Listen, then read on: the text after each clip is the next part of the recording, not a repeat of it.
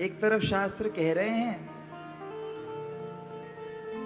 सबको बिल्कुल भोर में उठ जाना चाहिए, भोर में उठ करके नित्य कर्म से निवृत्त होकर के, शुद्ध होकर के आसन पर बैठ करके भगवान का चिंतन करना चाहिए, ध्यान करना चाहिए। फिर उसके बाद सेवा में ठाकुर सेवा यदि है तो उसको करना चाहिए, पर पहले मानसी सेवा करनी चाहिए, आज्ञा है। मीराबाई कहती मैं उठूं ही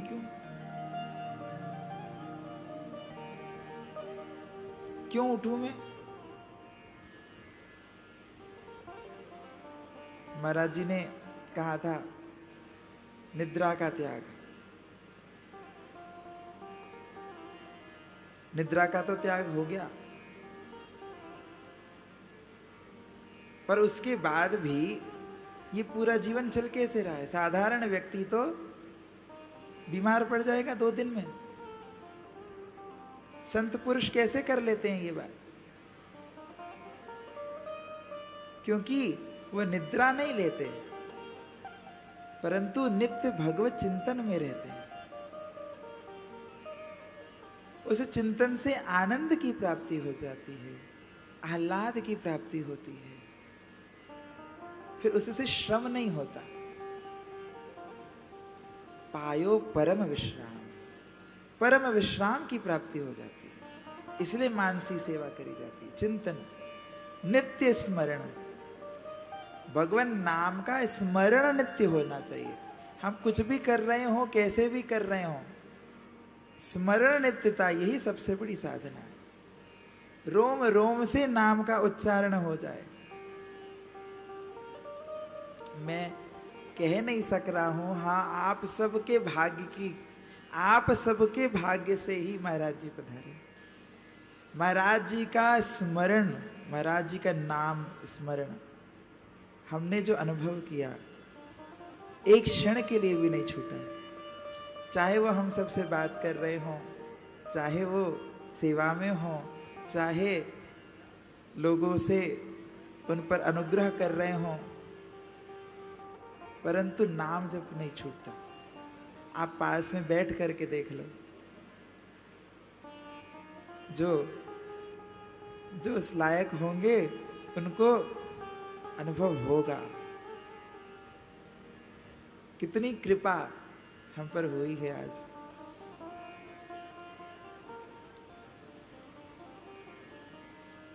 मैंने महाराज जी को देख करके हमारे भाव इसलिए भरा है क्योंकि सच में जो जो गुण, जो जो स्वभाव हमने अपने गुरुदेव में देखा था, वो स्वरूप, वो स्वभाव हमें महाराज जी में दृश्य होते।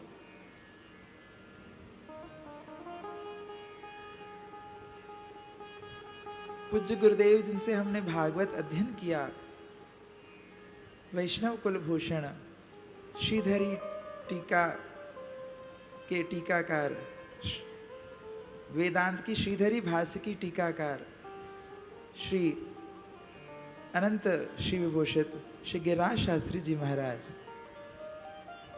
जो स्वयं सचल भागवत विग्रह थे,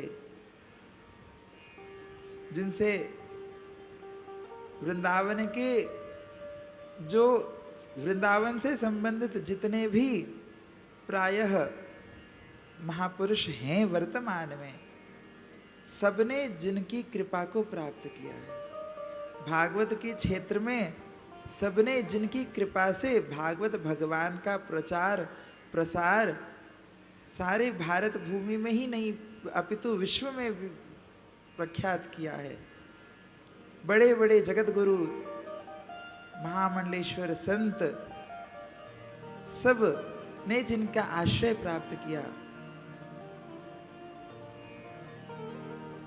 ऐसे गुरुदेव जब अपने लीला संवरण के अंतिम क्षण में थे, तब शरीर अत्यंत अस्वस्थ था। हम लोगों से देखा नहीं जाता था। गुरुजी को देखना हम लोगों के लिए कठिन हो चुका था। ऐसा शरीर क्षीण हो चुका था। परंतु कुछ कुछ पिछले वर्ष ही कुछ लोग हमारे साथ वृंदावन यात्रा में गए थे, संग में गए हुए थे। ये बात बिल्कुल सत्य है, क्योंकि ये केवल मेरा अनुभव नहीं, जो संग में गए थे उन पर भी ऐसी कृपा हुई, उन सबको ये अनुभव हुआ। गुरु जी की आवाज निकलनी बंद हो चुकी थी लगभग, बिल्कुल कान के इतने पास जा करके, उनके मुख के इतने पास कान लगा करके कोई कोई उनकी बात को, इशारों को समझ पाता। पर उसमें भी उनके पास केवल बैठने से 5 मिनट बैठे जो सब लोग आए थे, हमारा तो यही नियम रहा जब से सदगुरु भगवान ने अपने आश्रय में लिया।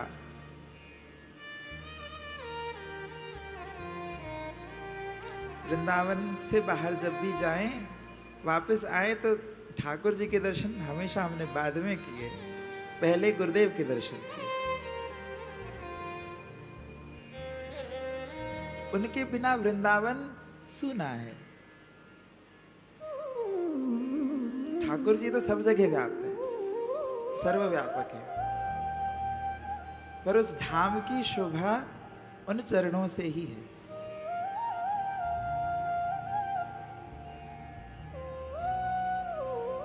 सबने अनुभव किया वहां उस दिन बैठ करके, रोम रोम से राधा नाम प्रकट हो रहा, लोगों को सुनाई दिया। संग में मेरे 5-6 लोग थे, एक बालक भाटापारा का था, एक तो यहीं का था, 2 भोपाल के लोग थे। सबने अनुभव किया।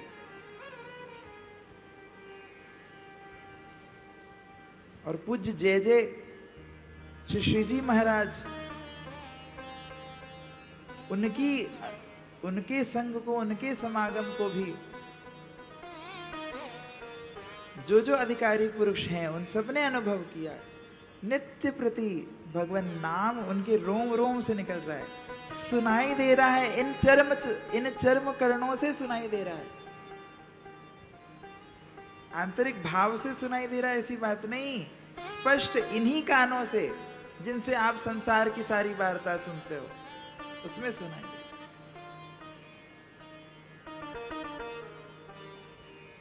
ऐसे महापुरुष, उनका आश्रय हमको हो और उसके बाद फिर कहीं ना भटका जाए।